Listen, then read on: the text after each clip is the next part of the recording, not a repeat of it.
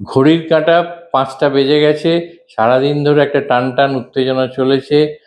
প্রথমে যেটা বলা হয়েছিল তৃণমূল কংগ্রেসের পক্ষ থেকে যে ১২টার পর থেকে বিজেপির বাইরের নেতারা সব বাইরে যাওয়া, রাজ্যের বাইরে যাওয়ার বিমান ধরতে শুরু করবেন। সেটা পরে পিছিয়ে ৩টে করা হয়, তারপরে সূর্যাস্তের পরে করা হয়। কিন্তু এই মুহূর্তের যে পরিস্থিতি, আপনারা সকলেই এতক্ষণে বিভিন্ন চ্যানেল, বিভিন্ন ডিজিটাল মিডিয়ায় দেখে বুঝতে পারছেন যে বলা যেতে পারে গেরুয়া ঝড় একেবারে সরকার গড়তে চলছেন তারা একেবারে নিরঙ্কুশ গরিষ্ঠতা নিয়ে। এটা হয়তো অনেকেই আশা করেননি। অনেক বিশ্লেষকরা, আমরা আমাদেরও এর থেকে বাইরে রাখছি না, মানুষের মন বুঝতে ভুল করেছিল। কিন্তু আমরা বরাবরই বলেছিলাম জনতা জনার্দন তাদের মনের মধ্যে কি আছে এটা বোঝা অতটা কঠিন, খুবই কঠিন দুরূহ কাজ। তো সেটাই হয়েছে। কিন্তু কতকগুলো জিনিস একটু মাথায় রাখতে হবে। যদিও এটা যখন বলছি তার কিছুক্ষণ আগে পর্যন্ত মমতা বন্দ্যোপাধ্যায় এবং অভিষেক বন্দ্যোপাধ্যায় দুজনেই সেই সমান আত্মবিশ্বাসের সঙ্গে বলে গেছেন আরও ধৈর্য ধরুন, কর্মীদের মনোবল যাতে না হারিয়ে তারা প্রত্যেকটা কাউন্টিং স্টেশনে ওয়েট করে, ধৈর্য ধরে শেষ পর্যন্ত ওয়েট করে থাকে, জয় তাদের হবে, এরকমই একটা বার্তা দিয়েছেন। সেটা কতটা লোকের মনে এখন যাচ্ছে, বিশেষ করে তাদের কর্মীদের মনে, সেটাও সংশয়ের অবকাশ রাখে। অলরেডি একাধিক মন্ত্রী এবং স্টলওয়ার্ড যারা, তাদের পরাজয়ের খবর আসতে শুরু করেছে।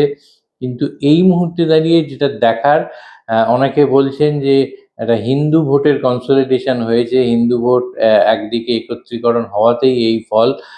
সেটা এখনো বলার বোধহয় সময় আসেনি। তবে একথা ঠিক যে নিশ্চয়ই একটা সিংহভাগ বিজেপির দিকেই গেছে, কারণ মুসলিম ভোট যেটা এখনো পর্যন্ত যা ইন্ডিকেশন, তাতে মুসলিম ভোটটা কিন্তু অনেকটাই বা সিংহভাগ মমতার দিকেই থেকে গেছে। অতএব হিন্দু ভোটের যদি একটা কনসলিডেশন না হয়ে থাকে তাহলে এই রেজাল্ট হয়তো হতো না। অন্যদিকে মহিলা ভোটার কি তাহলে শেষ পর্যন্ত এবার মমতার থেকে মুখ ফিরিয়ে নিলেন, এই প্রশ্নটা ওঠা শুরু হয়েছে। কিন্তু কতকগুলো খুব স্ট্রেঞ্জ, আনকমন, আনন্যাচারাল জিনিস দেখা গেছে, যেগুলো বলা হচ্ছে যে anti establishment vote, anti Mamata Bandyopadhyay vote পড়েছে। কিন্তু সাধারণত যেটা দেখা যায় কলকাতা শহরের, যদি আমরা দেখি বেশি জেলায় না গিয়েও বেশ কিছু আছে যেগুলো একেবারে লাগোয়া কনস্টিটিউয়েন্সি, অ্যাডজেসেন্ট কনস্টিটিউয়েন্সি, বলা যেতে পারে অনেকটাই অলমোস্ট ওভারল্যাপ কনস্টিটিউয়েন্সি। সেইগুলোতে মানে যেগুলোকে আপনি তফাৎ করতে পারবেন না, সেইখানে মানে এই পাড়া ও পাড়া সেই মানসিকতায় এতখানি পরিবর্তন, ভোটাররা একেবারে ডিফারেন্টলি ভোট করেছেন। যেমন আমি জাস্ট কয়েকটা উদাহরণ দিচ্ছি। বালিগঞ্জে তৃণমূলের শোভনদেব চট্টোপাধ্যায় বিপুল ভোটে এখনো পর্যন্ত এগিয়ে, ঘোষণা করা হয়নি। অন্যদিকে আপনি যদি দেখেন রাসবিহারীতে বিজেপির স্বপন দাশগুপ্ত আবার এগিয়ে আছেন দেবাশিস কুমারের এগেনস্টে, যাকে কিন্তু একেবারে ঘরের লোক, কাছের মানুষ, কাজের মানুষ মনে করা হতো। সেখানে স্বপন দাশগুপ্ত কিন্তু দিল্লি থেকে আসা বিজেপির প্রার্থী, উনি এগিয়ে। উল্টো দিকে আবার যদি দেখা যায় যে চৌরঙ্গী কেন্দ্রে নয়না বন্দ্যোপাধ্যায় জিতে গেছেন তৃণমূলের। বেলেঘাটা, এন্টালি এগুলো সব লাগোয়া। বেলেঘাটা, এন্টালিতে বেলেঘাটায় কুণাল ঘোষ তৃণমূল কংগ্রেসের প্রার্থী, তিনি বিপুল ভোটে এগিয়ে। এন্টালিতে সন্দীপন সাহা বিপুল ভোটে এগিয়ে। কিন্তু এরই লাগোয়া যে কনস্টিটিউয়েন্সি মানিকতলা, যেটা একেবারে সাধন পাণ্ডের গড় বলা হতো, উনি ওখান থেকে 10 বার জিতেছিলেন। একাদশতম বারে ওনার স্ত্রী, ওনার মৃত্যুর পরে শক্তি পাণ্ডে, তিনি ওখান থেকে জিতেছিলেন। কিন্তু এবারে ওনাদের কন্যা শ্রেয়া পাণ্ডে তাপস রায়ের কাছে পিছিয়ে আছেন।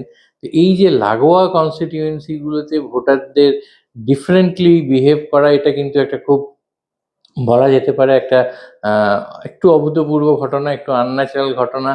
এত কাছাকাছির মধ্যেই এতখানি তফাৎ, এটা হয় না। যদি অ্যান্টি এস্টাবলিশমেন্টের এত স্ট্রং সেন্টিমেন্ট থাকে, তাহলে সাধারণত একটা এলাকার মধ্যেই সেটা অনুভূত হয়। মানে একেবারে পাশের বাড়ি থেকে অন্য রকমের ফল আসছে, এইরকম একটা ব্যাপার দাঁড়িয়েছে। এইরকম অনেক উদাহরণ আছে, আমি শুধু কলকাতার মধ্যে কতকগুলোর কথা বললাম। আরেকটা দিক যেটা খুব গুরুত্বপূর্ণ, যে এত মহিলাদের মুখী, যেগুলো জনমুখী কল্যাণকর প্রকল্প মমতা বন্দ্যোপাধ্যায় করেছিলেন, যার মনে করা হচ্ছিল একটা ফল, একটা বলা যেতে পারে পজিটিভ ইম্প্যাক্ট করবে মহিলা ভোটারদের ওপর। এবং যেটা একটা প্রচারও করেছিলেন যে বিজেপি, যেটাকে মনুবাদী দল বলা হয়, স্বঘোষিত মনুবাদী দল, তাদের হাতে মহিলাদের সুরক্ষা এবং এর প্রশ্ন, সেখানে কিন্তু দেখা যাচ্ছে মহিলা ভোটও নিশ্চয়ই একটা বড় অংশের মমতার থেকে এবারে মুখ ফিরিয়ে নিয়েছেন, কারণ গতবার মহিলা ভোটাররাই ঢেলে মমতা বন্দ্যোপাধ্যায়কে ভোট দিয়ে জিতিয়েছিলেন।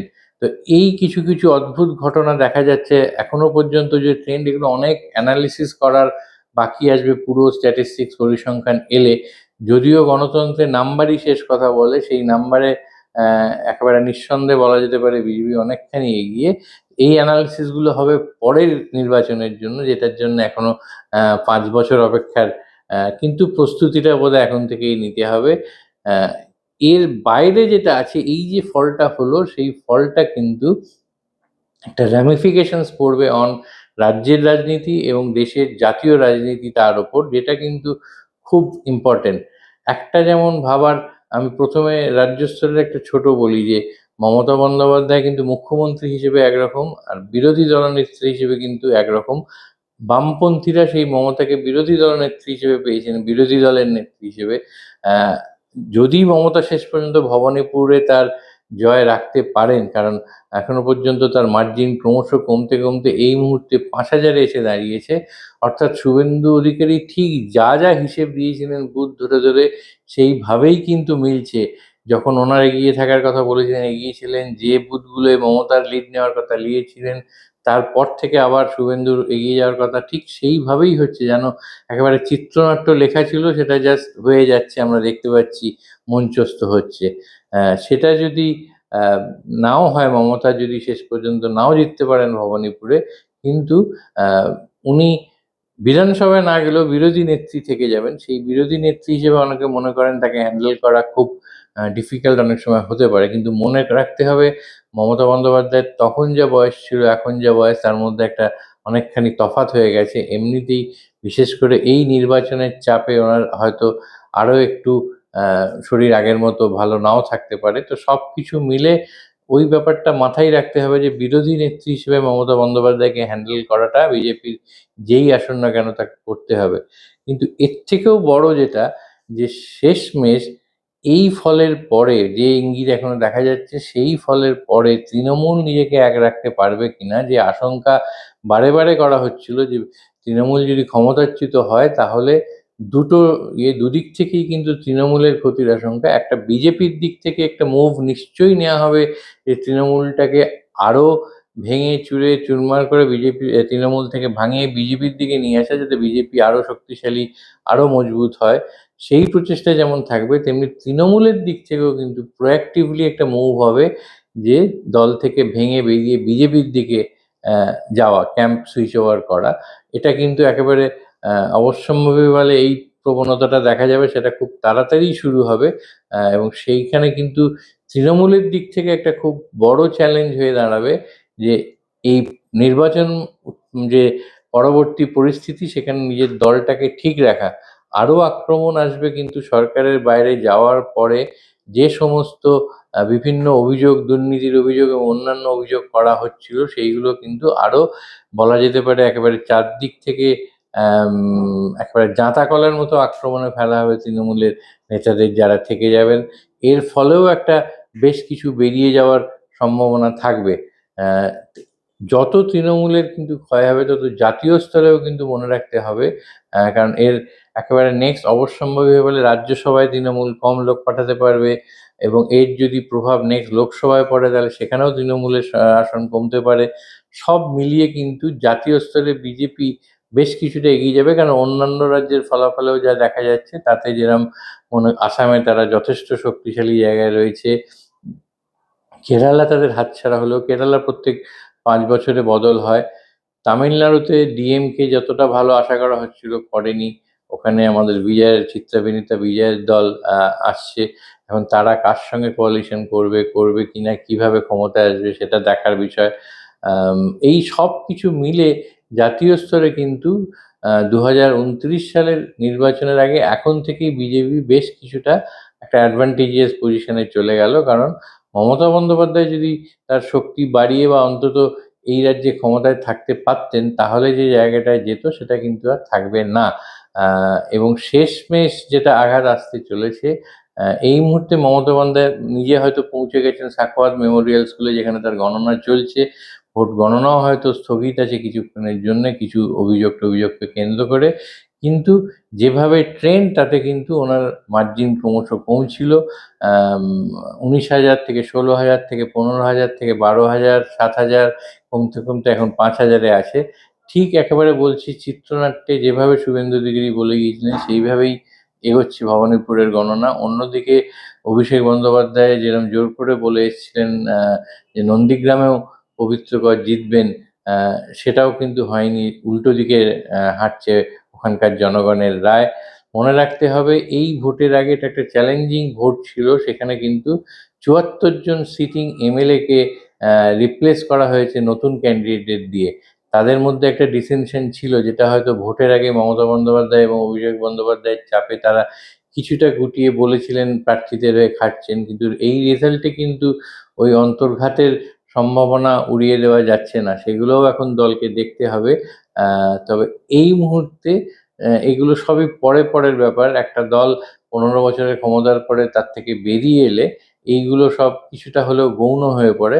প্রাথমিক স্তরে যেটা হয় সেটা হচ্ছে একটা ধাক্কা তো আসবে বিজেপির দিক থেকে, সাধারণ লোকের দিক থেকে, বিজেপি কর্মীদের দিক থেকে।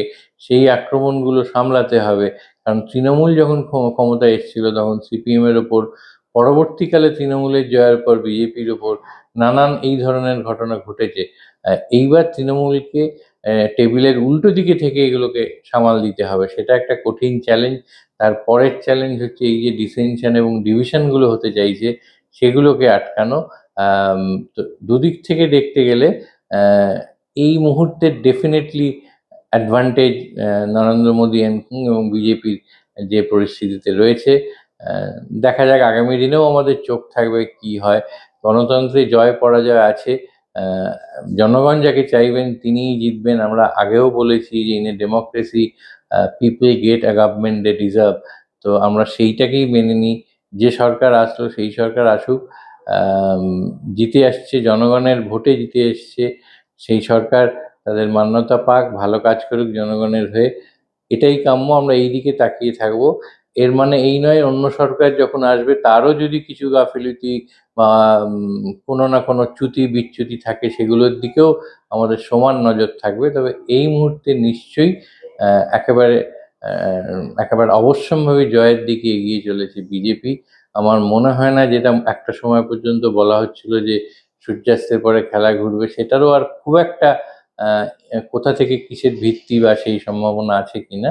আম, তবে যেগুলো বললাম যে ভোট পরবর্তী, নির্বাচন পরবর্তী অধ্যায়ে যে যেগুলোর দিকে চোখ রাখা, সেগুলোতে আপনারাও চোখ রাখুন, আমরাও চোখ রাখবো।